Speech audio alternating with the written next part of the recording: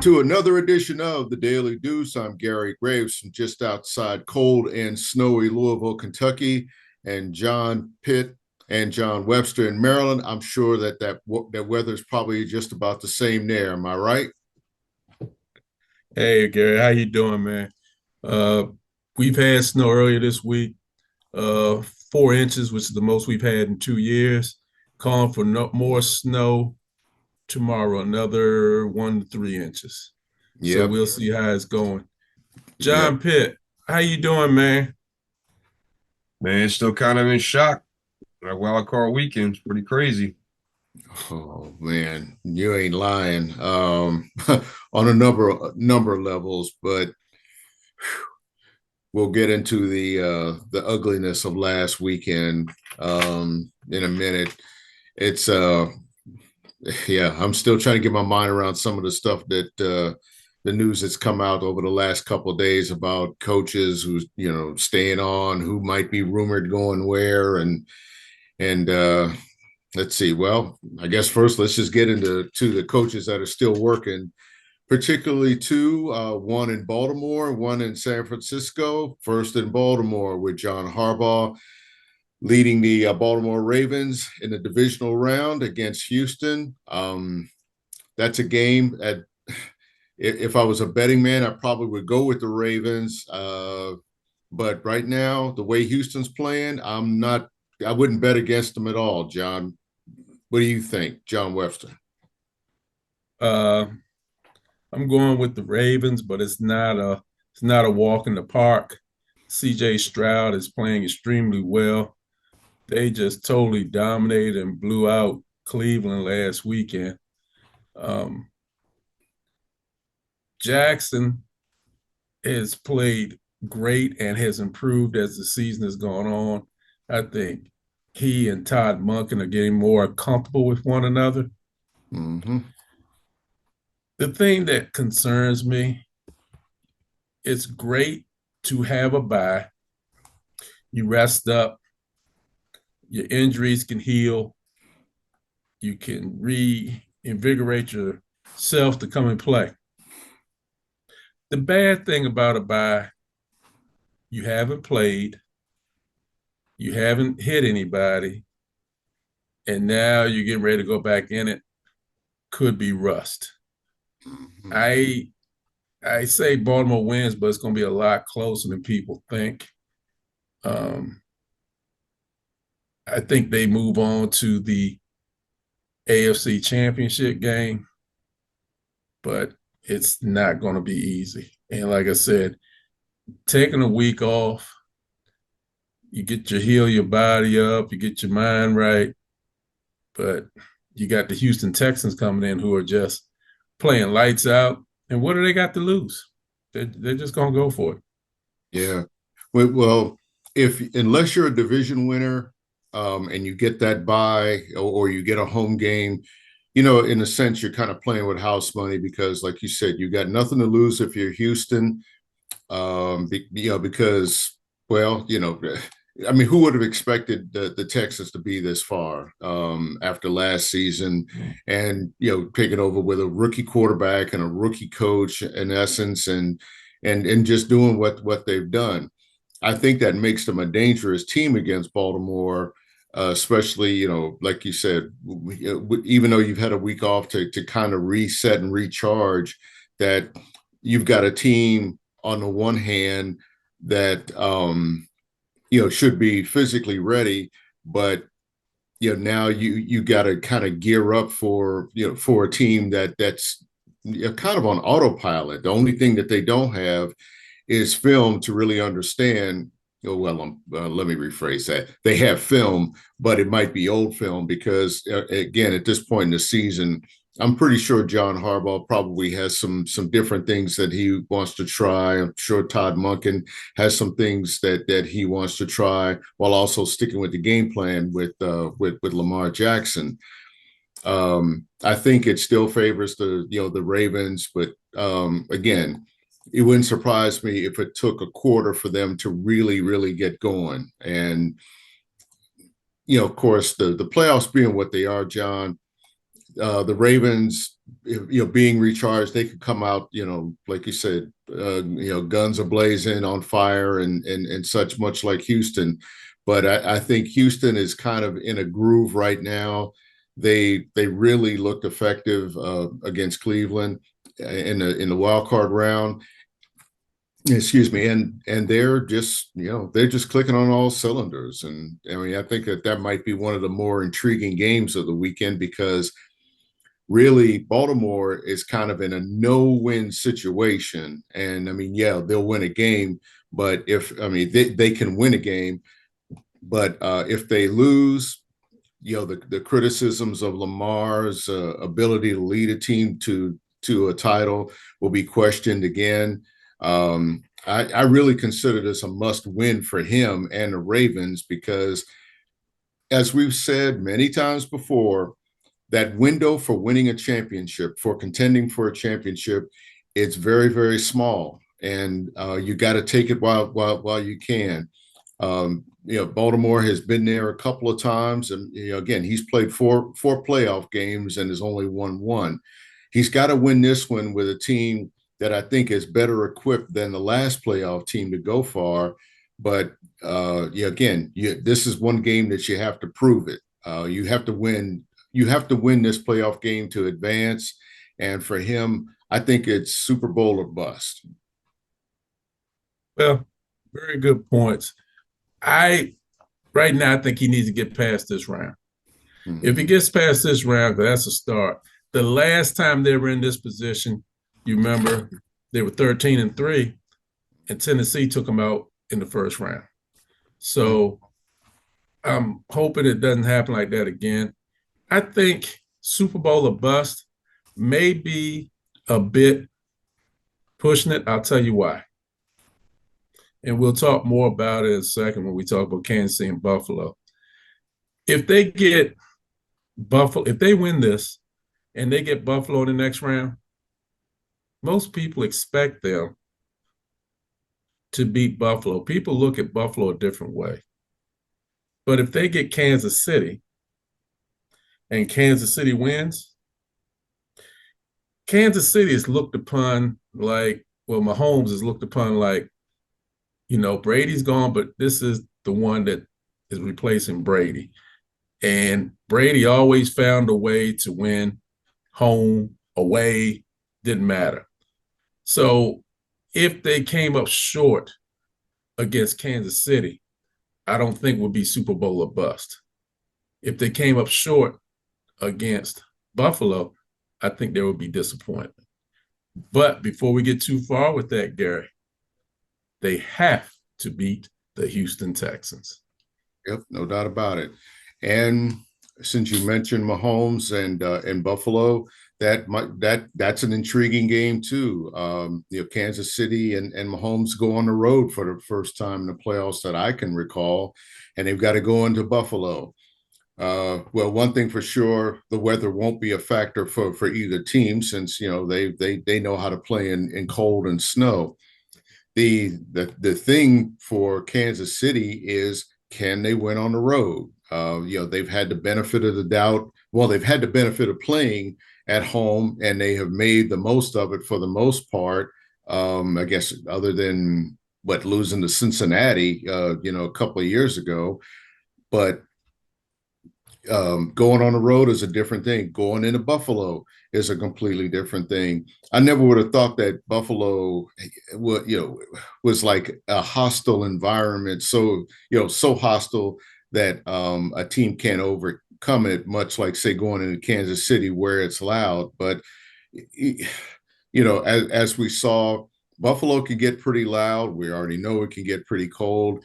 And Josh Allen, I think he faces a challenge too with a game like this. I think he really has to prove himself as well. I don't want to say it's Super Bowl or bust for him, but he's another quarterback that has to kind of put up or shut up for all the hype that is surrounded him in his career, especially since we've had a couple of years where they look like the team to beat in the AFC, and then for whatever reason they kind of stumble down the stretch. Of course, losing in the playoffs Even though it was an exciting game, it's still a playoff loss. And I think, he's got a lot to atone for. Probably the only guy that doesn't have anything to lose in this equation is Patrick Mahomes. He of 2 Super Bowl titles, and really, he's getting that kind of love like Brady got in his prime. So, again, I think, Josh Allen has got to prove himself. The Bills have to prove themselves because, another team with that very, very small playoff window, a championship window. And I think you got to at least take advantage of playing at home when you've got the chance. All great points, Gary. He's got to take advantage of it. They're playing at home. The Bills Mafia will be out there full and in effect. But I'm going to go with Kansas City, my friend. I think Mahomes and the Chiefs find a way to get it done. And the thing that I see with Josh Allen, he will play well. But if people aren't coming along with him, he will do it himself, and he may force a few passes, which lead to interceptions. And I think that may happen. This is Kansas City's best defense they've had with Mahomes. It's probably their worst offense they've had with Mahomes, too. Ironically. But I think what is going to help them is this defense. I think the defense helps them. I think they learned from that loss against Buffalo earlier in the season. And I think some of the receivers who have been struggling to step up will find a way to get it done. Yeah. For Allen, against that defense, I mean, it's easy to say he can't force passes. The thing about it is, I don't know, like, I don't want to say he's got to keep it short, that he should try, short routes, because those are the ones I'm always afraid with Kansas City, the way that they're playing. They're easily capable of jumping a route and turning it into a pick six. I do think you have to try to stretch the field, try to go with those intermediate passes or something, try to get some separation from defenders. And John, I've been saying this over and over. If you got a tight end, use him for something other than blocking. I mean, he's there for a reason. Use your slot guy.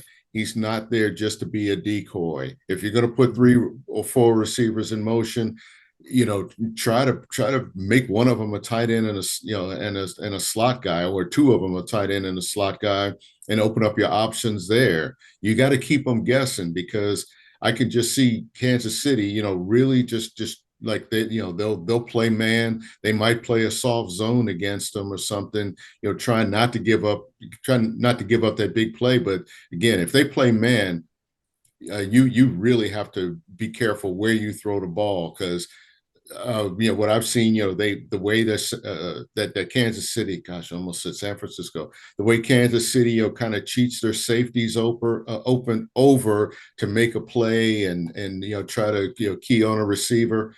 That's a scary thing for me if you're Josh Allen, or any quarterback for that matter, trying to force a pass in there, trying to make something happen. Agreed. But I will say, it's going to be a good game. It's going to come down to the very end, like all these Buffalo Kansas City games do. But it will be Kansas City who will be victorious in the end. Yeah, I do agree with you on the pick. But here's the X factor, John. And it's something that you and I love dearly, but we don't see nearly enough in football. And that is what? I'm listening. A ground game. I mean, again, that guy is back there for a reason. If you can try to establish the line of scrimmage and try running the ball, you need to do it. Let's not get cute. I know you want to try to get points. I know you want to try to get yardage, but at some point you're going to have to run the ball and really kind of play a little smash mouth and establish the run. I might sound like a dinosaur with that, but to me, I think it still holds true that, yeah, you might throw on first down, in the modern game, but at some point you're going to have to run the ball to keep defenses honest. Yeah. I think Pacheco with the Chiefs is going to have an effective day. I think he's going to get some yards. He runs very hard. I like him. I think Cook will do okay, but I think Pacheco will have the better day. Yeah. Oh, speaking of Cook, of another Cook, the Ravens picked up Dalvin Cook. Mm-hmm. What do you think he'll do in a game in that game against Houston? I think that opens up some things for Baltimore if they can get him some carries. Well, I hear you, Gary, if you get him some carries, but he hasn't played that much this year. I just don't know how effective he will be. I think they need to just continue with Gus Edwards, ground Yeah, and well, I'm pound. not saying I'm just saying it. You got a combination at your disposal there. They do, but I'm leery of that combination because he has not done much this season. He hasn't played a lot, so I'm not sure what he brings to the table. I'm not sure. Yeah, I probably have more confidence in him than you do. I mean, I think all it takes maybe is a couple of hits to kind of get comfortable, and again, depending on how they use him, will determine a lot. But I do think that at this point, again, you need contributions from everybody. And I don't say he has to run the ball 20 times. Maybe get him 5 or 6 carries, just to kind of mix it up. Okay, moving over to the NFC, San Francisco. And let's see, San Francisco and Green Bay. I want to just go old school and cue up John Facenda and talk about that old rivalry, but this is a completely different matchup than I would have expected. Green Bay right now is just playing lights out. What they did in Dallas, what they did to Dallas, what they did in Dallas is impressive. And as a Packer fan, again, I'm not throwing all my eggs in Jordan Love's basket, but he's got them to a point. He's got them playing really, really good ball. He's definitely in sync with his receivers, and even defensively, they're playing pretty good ball. If I'm San Francisco, I do think San Francisco wins this game, but again, coming off a 2-week break, they can't take them for granted at all because you see how dangerous that team is, and especially defensively. I go with San Francisco. They can be overconfident. I think they have the best team in the NFC, if not best team in the NFC. I can't say best team in the NFL because there's a team in Baltimore that thoroughly dominated them, but they got the best team in the NFC. The concern I have with San Francisco is overconfidence, not so much the layoff, but overconfidence. Mm-hmm. Hopefully, what I'm reading, Kyle Shanahan and his staff started looking at Green Bay tape in the second quarter of the Dallas game. I hope that is true. I hope that is what they are doing, and I hope they do not take Green Bay lightly because this is another game like Houston and Baltimore. Green Bay has nothing to lose. Go ahead and do whatever they want. They're the youngest team in the NFL to make the playoffs since 1974. What do they got to lose? And they got Jordan Love playing like his name is Jordan Favre or Aaron Love, so. Yeah, let's cool your jets on that one. And I say that as a Green Bay fan, but I understand the sentiment. Yeah, I mean, they're playing great ball, man. They're playing great ball. And the thing I will say, all jokes aside, Green Bay's front office is amazing, and they don't miss a beat. 30 years, 30 plus years of consistency at the quarterback position. First Brett Favre, then Aaron Rodgers, and now Jordan Love. That says a lot about their front office because how many teams would love to have 30 straight years of consistent quarterback play? Yeah. Yeah. Well, that, and I think when I say consistency with the coaching staff, from the standpoint, John, that they have allowed Favre and Rodgers and now Jordan Love to study, be patient with him, let him become comfortable with the offense. I mean, I'm talking about looking at it from the sideline. And I mean, we both know how protective Favre and Rodgers were of their starting position. And I think that they also were both cognizant of, that, okay, I'm going to watch and learn and see what happens. Favre was in a different position because he got traded from Atlanta. But Rodgers in particular talked about those years of being an understudy and just understanding what has to be done when it's his chance. None of us really had any kind of confidence in Jordan Love because, I mean, it was just so drastic the way that, he assumed that position after Rodgers left. Didn't get off to a great start. In fact, I think it was probably like early November. I didn't think they were going to make the playoffs, and he's just matured into the position. And I think he's got them into the playoffs, and all of a sudden the future looks bright because they, again, I thought this was going to be a transitional year for him. And what I really expected to get out of him, I thought would be next year, maybe the season after next, but here they are. It's been accelerated. And the key, John, is, he's gotten on board on the same page with his receivers, which Aaron Rodgers didn't do last year.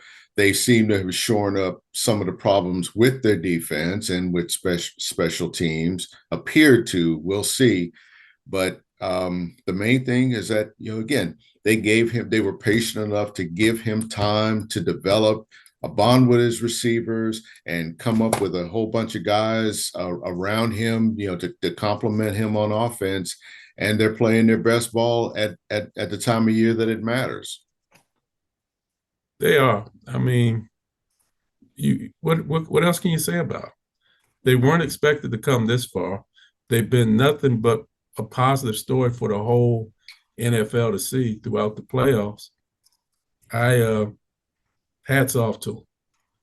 Yeah, with San Francisco, do you think the pressure is on Frisco, or do you feel like they're they're going to rise to the occasion, that they see the opportunity before them? I think San Francisco has pressure on them because what I see is a team that has a lot of money in contracts and some older players. Trent Williams is 35, 36 years old. Don't know how much longer he's going to go. Debo Samuels does not make it through a whole season. McCaffrey is in his 30s now. Kittles is in his 30s. This is a team built to win now. If they don't win, if they don't get to the Super Bowl, there's going to be questions and there's going to be disappointment. Yeah, you're right. Yeah, they're going to have to figure out something. They're going to have to go younger. And of course, if you got a Caleb Williams, who's probably going to be number one, you have to ask yourself, I mean, well, of course, they won't draft that high, but if you've got a chance to get Caleb Williams, do you trade up to get him? And again, that's saying if Brock Purdy doesn't deliver, if the Niners can't deliver, do you start over with a quarterback as opposed to Mr. Irrelevant and really try to get there while that window is still there? I think that they still have something left in the tank. But again, this is a year that they've got to prove it. I do think we're on a collision course with San Francisco and Baltimore meeting in the Super Bowl again, 11 years later. But, like you said, they've got to get past Green Bay first. And the other team that they might have to worry about is the winner between Detroit and Tampa Bay. And what Tampa Bay did on Monday night, I think was really, really impressive in itself, because we basically saw a great defense, Todd Bowles' defense, And Baker Mayfield is coming to his own as a quarterback, and he's another guy I think that just found a great situation. Yeah, he bounced around, and his third team turns out to be the charm. Yeah, I what happened Monday night with Tampa Bay and Philadelphia was, what's the word I want to use? Surreal. No, no, I don't mean like no, you're wrong. No, no, no, no, no. But Surreal for me was Dallas and Green Bay. This was more of a continual tragedy because when I look at surreal, I'm looking at something that I can't really believe is happening. When I look at a continual tragedy, I look at a team like Philadelphia who has been on a downward trend for the last 7 weeks. What they did not surprise me, but it disappointed me. The outcome, how they performed, it was just, yeah, I just, yeah, that the Dallas Green Bay thing, and we'll talk more about that with coaching carousel. I think that's one of those games where you lost, you were dominated one time. They played 9 more times, Gary. My personal opinion, just John Webster. Dallas beats them the next 9 times. This thing that happened with Philadelphia and Tampa Bay, you and I have been wait a talking minute, about John. this. Even though Green Bay has dominated that series in recent years, I mean, I think they've won something like 11 out of 12, and they've won 4 out of 5 in the playoffs against them. Yeah, I You really, really think if they play 9 times out of 10 that Dallas still wins that game? yeah, at worst 8-2 at worst. Yeah. Um, I look at that The game. numbers don't lie. Let me Numbers don't just say lie. this. I don't mean to come off, and I gotta watch how I say this because I don't want to take anything away from Green Bay. Green Bay kicked their butts thoroughly, absolutely thoroughly. And I don't want to take anything. They outcoached them, they outplayed them, they out-toughed them, everything. I guess my thing is nobody saw that form of domination coming. Nobody saw that. I didn't. I mean, And again, I'm a Green Bay fan. yeah, and I just, what happened with Philadelphia and Tampa Bay? Oh, I could see that boat coming down the road, or coming down the river. I saw that. Yeah. Well, when I use the term surreal about that game, I'm gonna call it surreal in that Philadelphia, their minds just weren't there. Yeah, I mean that was a team that was just, they looked like they were going through the motions, and that's something that I really didn't expect from a team that's a year removed from going to the Super Bowl, a year from coming coming within a possession of winning the Super Bowl, and to see that decline that fast over 7 weeks. That part was surreal for me because I would have thought a game like that where they had a chance to redeem themselves and win. Granted, they're playing on the road, but they didn't show up. It's like they mailed it in. And not as surreal as what happened in Dallas, but that team, I dare say, John, it looked like they quit. It really did look like they quit. And that's I, something from a team that was, just a year away from the Super Bowl. I didn't think I would see with San Francisco. Yeah, I mean, I think this is their moment. They have to seize it, and they just can't look past Green Bay. And what I was saying earlier about Detroit and Tampa Bay, particularly with Tampa Bay, they they're playing their best football at the right time of year. They're playing a Detroit team that I think has confidence, coming off of a 1 point win, in their wild card round game. But I think they're familiar with each other from the good old days of the black and blue division, or I guess when it was kind of a mediocre division. What was it? It used to be called the NFC Norris. That there's a familiarity there, but of course Barry Sanders isn't walking through that door for the Lions. It's a different team. You've got Jared Goff, but I think this comes down to two young quarterbacks, still young quarterbacks, that have something to prove. And for Detroit, they just have to hold serve at home.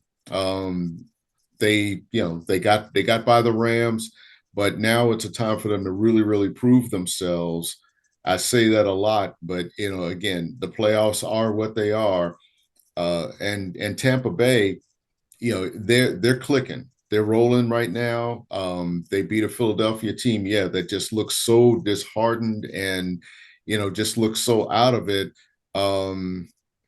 They did what they were supposed to do. They did what they had to do, but it still surprises me that Philly just didn't have enough pride to show up. And I'm gonna really question their pride in a game like that, because they just seem to be elsewhere. It's like, what do you say? Your body's here with me, but your mind's on the other side of town. To invoke the OJs.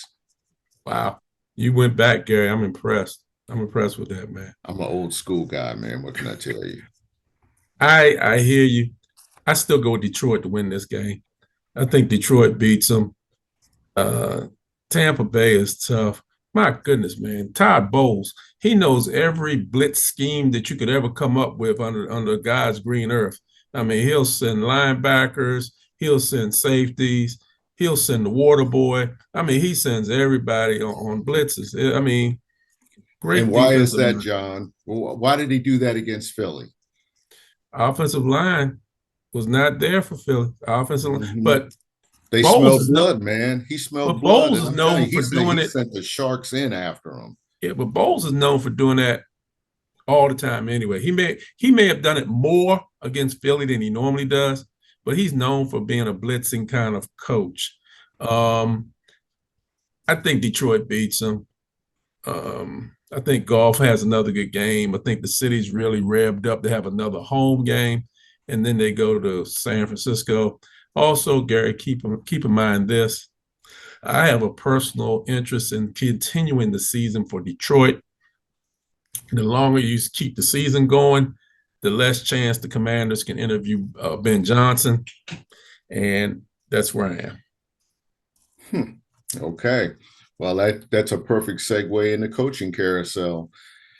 Okay, so one thing is settled with Dallas retaining Mike McCarthy for at least part of another year. I think he'll be on a short leash after what happened. And let's just talk about the elephant in the room with that one. I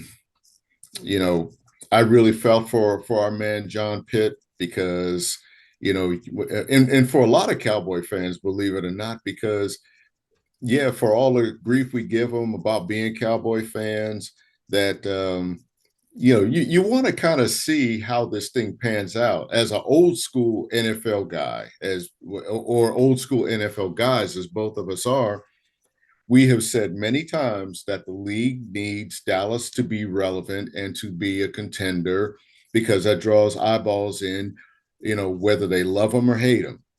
And that game, I think, really was shocking, because just almost from that first drive, it's like, uh-oh. And then when he throws the interception, uh-oh. And then another interception, uh-oh. And at that point, John, the game was over. I mean, when it got to 21-0, I thought it was over, because I say Dallas was back on their heels. They were gonna have to throw the ball to try to get back in it. And Green Bay was geared up for everything. And Green Bay just stuck with its offensive game plan. The most surprising part about that, it wasn't so much about Dak Prescott throwing a couple of interceptions. It was the fact that vaunted Dallas defense, and vaunted, I say, with air quotes, that they've been beaten up the last few weeks. They had challenges, much like Philly did, but I still thought they would rise to the occasion in a game like that. And to let them come down and march down the field to a touchdown on the opening drive, that really kind of set the tone for the whole day, and they never really recovered. Yeah, but honestly, this Green Bay Dallas game reminded me of Thanksgiving Day when Green Bay played Detroit. The opening drive, if you remember, they went straight down the field and scored before Detroit realized it was like 16-0, 17-0, and they never could catch up and win. Matter of fact, Green Bay won that game. Mm-hmm. What I will say about Dallas and keeping Mike McCarthy, I think it's twofold. One, as I said earlier, this was a game where nothing went right from as soon as they walked in the parking lot, nothing went right. And it was one of those games where it just nothing. And I guess this is one of these games where you throw the tape away because what you saw, unfortunately, came at the wrong time for Dallas. With that being said, people wanted to see Mike McCarthy fired. You have to think about who the owner of the Dallas Cowboys is. That's Jerry Jones. And I always tell people, know your family, know your opponent. Jerry Jones is the owner. And as far as Jerry Jones is concerned, he is the first, second, third, and last voice of the Dallas Cowboys. If you didn't know it, Jerry Jones also invented the game of football, if you ask him. So when it comes to time for him to pick a coach, it has to be somebody who fits into his stratosphere. Bear with me, Gary. Bear with me. I think I know where you're going. He's had Bill Parcells. He's had Jimmy Johnson. Both of them have dominating personalities, and it becomes about them, not Jerry.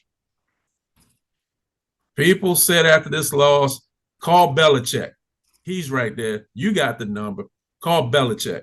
Belichick's looking for a team that is underachieving. This is the perfect scenario for him. Hold on. It really is not the perfect scenario. Because if Belichick comes, it becomes about Belichick. It's not about Jerry Jones anymore. After the game, if you notice Sunday, there was a press conference waiting to talk to Jerry Jones, not Mike McCarthy. And that's what he lives on. Belichick will take too much of the time away from Jerry Jones. It wouldn't be about Jerry Jones anymore. It would be about Belichick. If they won the NFC East again next year, it would be about Belichick. If they got to the Super Bowl, it'd be about Belichick. It wouldn't be about Jerry. As much as Jerry Jones says he wants to get to a Super Bowl, he wants to get there as long as he is controlling the dynamic. Mm-hmm. That's why Belichick didn't go there. That's also part of the reason why I believe Mike McCarthy's still there and Jerry Jones didn't pull a number and get somebody. Because when you look at the coaches out there, you're not doing that with Mike Vrabel. He's out there. He's not putting up with that. And you're not these hot shot coordinators are not looking to go to Dallas. So you got Harbaugh's not putting up with that. You know, before it's over, Coach Khaki is going to have Jerry Jones wearing khakis. So, you know, that's my opinion. That's just my opinion. So well, that's what I said. We are still early in this process, John. It remains to be seen what happens with Belichick and Vrabel and Jim Harbaugh. But we can look forward this weekend to 4 fantastic playoff games, we hope.